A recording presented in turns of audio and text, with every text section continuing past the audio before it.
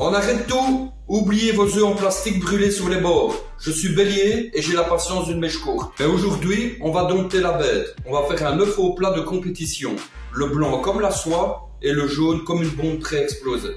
Alors, petite remarque importante, la qualité de la poêle. Vous voyez, la mienne ici est bien lisse. Il faut vraiment une bonne poêle parce que lorsque vous allez verser vos œufs sur le plat dans l'assiette, soit ils vont se déchiqueter, ça va coller, enfin ça va être une horreur absolue. Astuce, j'ai mis donc du beurre, de l'huile. Il faut une poêle bien chaude pour en quelque sorte saisir le blanc de l'œuf lorsqu'on va le verser dans la poêle. Et assaisonner la poêle parce que le sel va donner des points blancs sur le jaune. Alors lorsque la poêle est bien chaude, on passe directement à feu moyen. Deuxième chose, on ne casse pas directement l'œuf dans la poêle comme un barbare. On le met dans un ramequin. Pourquoi? Car si le jaune pète maintenant, j'ai encore une chance de garder mon calme. Alors, le secret, c'est feu doux. Si votre poêle hurle, c'est que vous avez déjà perdu. On veut une cuisson, pas un incendie de forêt.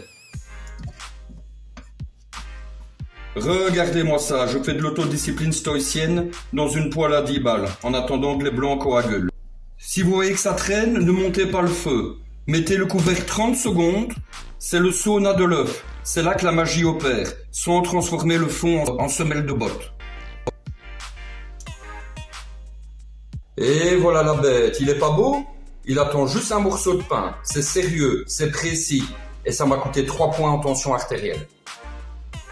Si tu aimes les recettes sérieuses, faites par un type qui se prend pas au sérieux, abonne-toi. On vise les 1000 abonnés.